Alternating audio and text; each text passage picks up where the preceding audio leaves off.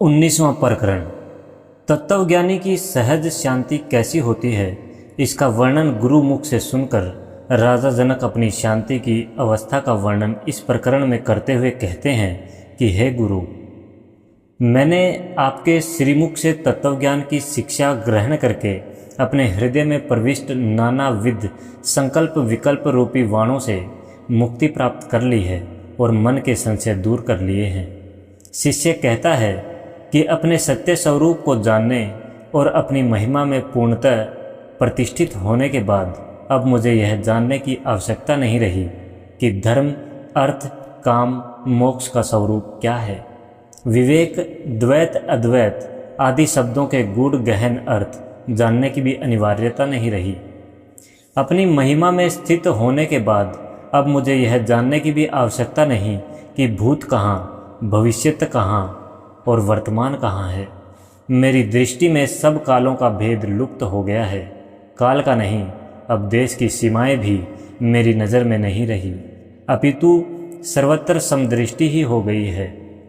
अपनी महिमा को पहचान कर उसमें स्थित होकर सब मेरी दृष्टि में चेतन अचेतन और शुभ अशुभ के भेद का कोई महत्व नहीं रहा। मुझे चिंता और निश्चिंतता की मनस्थिति में कोई अंतर दिखाई नहीं देता। अपने आत्म रूप में प्रतिष्ठित होने के बाद जागृति, स्वप्न या सुषुप्त सभी स्थितियों में मैं स्वयं को समभाव रखता हूँ। चरम सिद्धि की जिस तुरीय स्थिति को उच्चतम माना जाता है वह भी मेरे लिए अब विशिष्ट नहीं रही। अब क्या दूरी, क्या समीपता, क्या बाह्य, क्या अंतर, क्या स्थूल और क्या सूक्ष्म, देश काल के ये अंतर मेरे लिए अब एक जैसे हो गए हैं। इनमें भेदभाव देखने की मेरी भ्रांत दृष्टि समाप्त हो गई है। अपनी अनंत विराट महिमा में स्थित होने के बाद अब मेरी दृष्टि से मृत्यु या जीवन अथवा लौकिक अलौकिक में कोई अंतर ही नहीं रहा है। अब मुझे लय होने या समाधि में लीन होने की चिंता भी नहीं सताती है। मुझे अपनी आत्मा में भी विश्राम मिलता है। धर्म, अर्थ, काम, मोक्ष की चर्चा, योग साधना या विज्ञान की कथा निष्प्रयोजन प्रतीत होती है।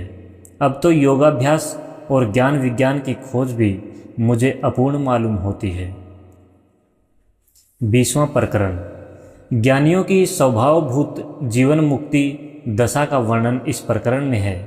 अपने सत्य स्वरूप की पहचान होने के बाद ज्ञानी पुरुष कह उठता है कि मेरा सच्चा स्वरूप रूप रहित है। उसमें विद्या, अविद्या, अहंकार, अपना पराया, बंधन, मोक्ष आदि विकल्पों का कोई स्थान नहीं। वह रूप तो निर्विकल्प और अनिर्वचनीय है। वह सब विकल्पों और द्वंद्वों से रहित है। वह शास्त्रीय विधान, आत्मज्ञान एवं भौतिक विज्ञान के द्वंद्वों से भी शून्य है। उस सत्य स्वरूप में न मन है, न वासना, न तृप्ति, न अतृप्ति, न तृष्णा है। मैं तो सर्वदा शांत एक रस हूँ। मुझ में अविद्या आदि धर्म नहीं है। अहंकार, बाह्य वस्तु या ज्ञान का स्थान कहाँ है। मैं संबंध रहित हूँ और बंधन मोक्ष भी मेरे धर्म नहीं है। मेरे निर्विशेष स्वरूप से धर्म और वार्ता भी नहीं है और मेरे निर्धार्मिक स्वरूप में विद्या आदि धर्म का भी स्थान नहीं है।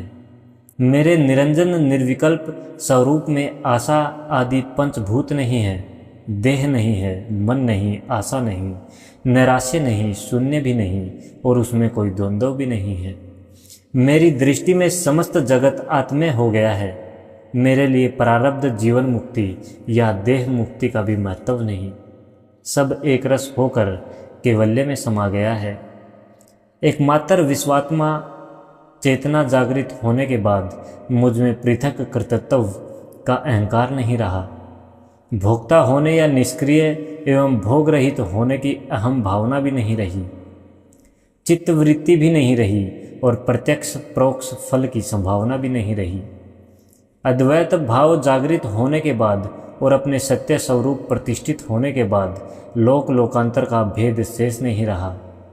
ना मैं मुमुक्षु हूँ और न योगी, न मुझ में ज्ञान का अहंकार है न बंधन युक्त या बंधन मुक्त होने की कामना है।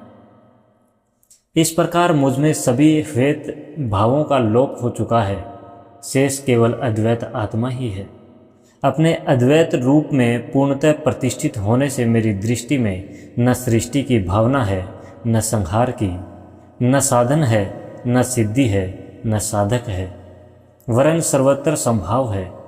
मुझ अद्वैत स्वरूप आत्मा में इनमें से कुछ भी नहीं है। अपने सर्वतः निर्मल रूप में प्रतिष्ठित होने के बाद अब कहाँ प्रमाण, कहाँ प्रमाता और कहाँ प्रमा या कहाँ प्रमेय रहा।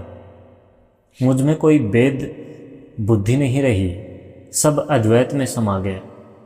कुछ भी होने न होने का अहंकार भी नहीं रहा। अब मैं शुद्ध स्वरूप आत्मा ही तो हूँ।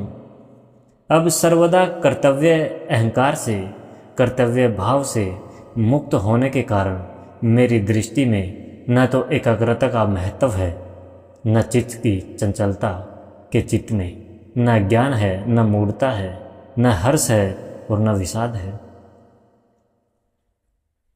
समस्त प्रकार के विचार विमर्श से मुक्त नित्य सत्य रूप में एकात्म होने के बाद मुझ में न व्यवहारिक स्वार्थ बुद्धि है और न परमार्थ भावना। ऐसी स्थिति में सुख या दुख की अनुभूति भी शेष नहीं रही। अब सब प्रकार के विरोधाभासों का अंत हो चुका है। सर्वदा निर्मल आत्म तत्व को जानने के बाद कहाँ माया, कहाँ संसार, कहाँ प्रीति और कहाँ विरक्ति, सब में संभाव है। ब्रह्मा और जीव में भी भेदभाव का लोप हो गया है और अब तो सबसे एकत्व की अनुभूति होती है। सर्वदा आत्मस्थ स्थित प्रज्ञ होने के साथ पूर्णतः स्थिर गति और अखंडित अस्तित्व की भावना के बाद प्रवृत्ति, निवृत्ति और बंधन मोक्ष के द्वंद्वों का भी स्वतः लोप हो गया है। सर्वथा उपाधि रहित और शिव रूप होने का परिणाम है कि मेरे लिए अब शास्त्र वचन, उपदेश, शिष्य गुरु आदि व्यावहारिक दृष्टि से उपयोगी तत्वों का भी कोई महत्व नहीं रहा। अब पुरुषार्थ की उपयोगिता का भी कोई अस्तित्व नहीं रहा। अधिक क्या कहूँ, अब अस्ति नास्ति यह है, यह नहीं है, कहाँ एक है, कहाँ दो है इत्यादि प्रश्न भी मेरे मन नहीं उठते। न कोई जिज्ञासा शेष है और न किसी समाधान की आवश्यकता रह गई है।